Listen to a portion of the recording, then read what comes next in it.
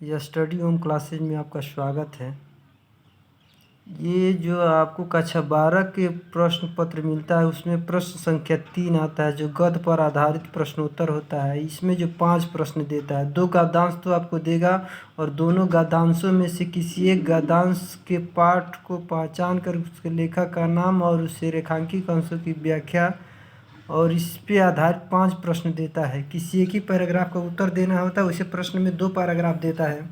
मैंने भी इसमें 2 पैराग्राफ लेने की कोशिश किया हूँ। पिछला वीडियो मैंने पढ़ा था, यदि आपने उसे देख रखा है तो आप इससे पहचान करके बताइए किस पाठ से लिया गया है।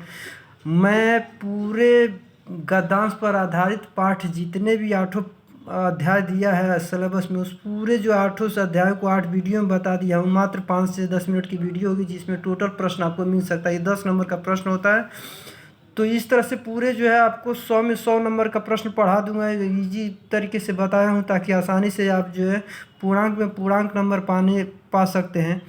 हमें अनुसरण करते रहे। इसमें जब जैसे देता है कि 2 ठो पैराग्राफ जो देगा धर उसमें पहला पैराग्राफ और दूसरा पैराग्राफ को थोड़ा सा ले रहे हैं, कोशिश किया हूँ। अगर बताता हूँ कि धरती माता की कोख में जो अमूल्य निधि भरी होती है जिनके कारण वह वसुंधरा कहलाती है, उनमें कौन से परिचित न होना चाहेगा।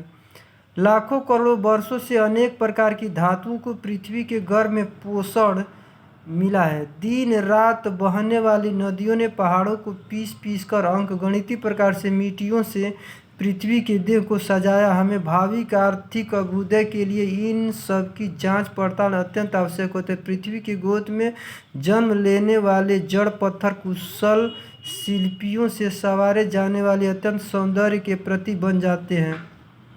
नाना भांति के अनगढ़ नग्न विंध्य की नदियों के प्रवाह से सूरज की धूप से चिलकते रहते हैं। उन्हें जब चतुर कारीगर पहलदार कटाव पर लाते हैं तब उनके प्रत्येक घाट से नई शोभा और सुंदरता फूट पड़ती है। वे अनमोल हो जाते हैं। देश के नर नारियों के रूप में मंडन और सौंदर्य प्रकाशन में इन छोटे पत्थरों को भी सदा के लिए कितना भाग रहा है। अतएव हमें उनका ज्ञान होना भी आवश्यक होता है। परिचय में कैसे लिखेगा उसे मैंने वीडियो में दिया था। 2 शब्द धरती माता की कोख लिख करके लास्ट में आवश्यक होना भी आवश्यक होता है। इस तरह से लिखकर इन 5 प्रश्नों का उत्तर लिखना होता है। यदि आप उन वीडियो को देख रखा है तो आप इस प्रश्नों का उत्तर दें।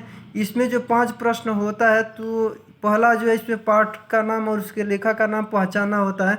तो आपको बताया था पिछले वीडियो में, अगर देख रखे तो इसे पहचाने और इसे उत्तर देने की कोशिश करें। दूसरा पैराग्राफ देता है, राष्ट्र का तीसरा अंग जन की संस्कृति होते। मनुष्य युग में जिस सभ्यता का निर्माण किया वही उसके जीवन में श्वास प्रश्वास है। बिना संस्कृति के जन की कल्पना कबंध मात्र है। संस्कृत ही जन का मस्तिष्क है।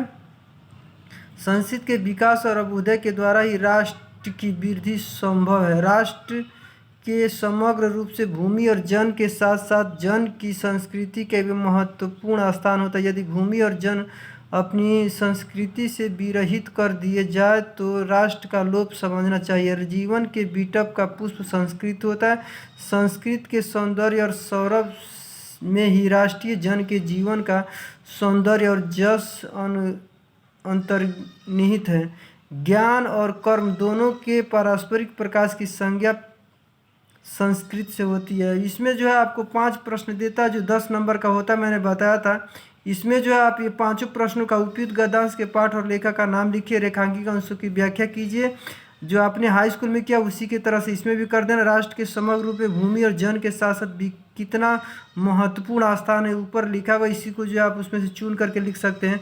कब राष्ट्र का लोप समझना चाहिए उसमें दिया है, कब राष्ट्र का लोप समझे, इस पैराग्राफ को पढ़ेंगे तो उसका उत्तर लिख सकते हैं। संस्कृत के सौंदर्य और सौरभ सौरभ क्या अंतर्निहित होता है, इसमें दिया है क्या अंतर्निहित होता है, जस सौंदर्य और जस निहित होता है। इस तरह से आप इस प्रश्नों का उत्तर दे सकते हैं। अब देख लियो, पिछले वीडियो का आपने देखा होगा तो उसमें बताया था धरती माता, माता वसुंधरा, राष्ट्र शब्दों को से हम पहचान सकते हैं कि राष्ट्र के स्वरूप से लिया गया और इसके लेखक जो है वासुदेव शरण अग्रवाल है। आप इसमें देख लीजिए, इसमें जो है राष्ट्र का तीसरा अंग होता है, ये इससे भी पहचान सकते हैं। आगे पढ़ते हुए जाते हैं तो इसमें जो है जन शब्द आता है बताए थे, उसमें संस्कृति से इसमें फिर जो आप इधर आते हैं तो राष्ट्र का लोप समझना चाहिए, इस तरह से दे रहा है। तो आप आसानी से इसे पहचान लेते हैं कि ये राष्ट्र के स्वरूप से लिया, अगर इसके लेखक जो है वासुदेव शरण अग्रवाल है। मिलते हैं अगले वीडियो में, शेयर करते रहें। आपको पूरे 100 नंबर का 100 नंबर इस चैनल पर आपको मिलेगा। टोटल प्रश्न इसमें पढ़ाता हूँ, इजी तरीके से पढ़ाया हूँ ताकि आप आसानी से उत्तर दे सके और प्रश्न को हल करते रहें। आप जो है जितना भी पैराग्राफ मैंने दे रखा है क्वेश्चन उसको, और इस पैराग्राफ को उत्तर लिख करके हमें कमेंट करें, अपने दोस्तों को शेयर करते रहें। मिलते हैं अगले वीडियो में, इन प्रश्नों का उत्तर देने की कोशिश करें।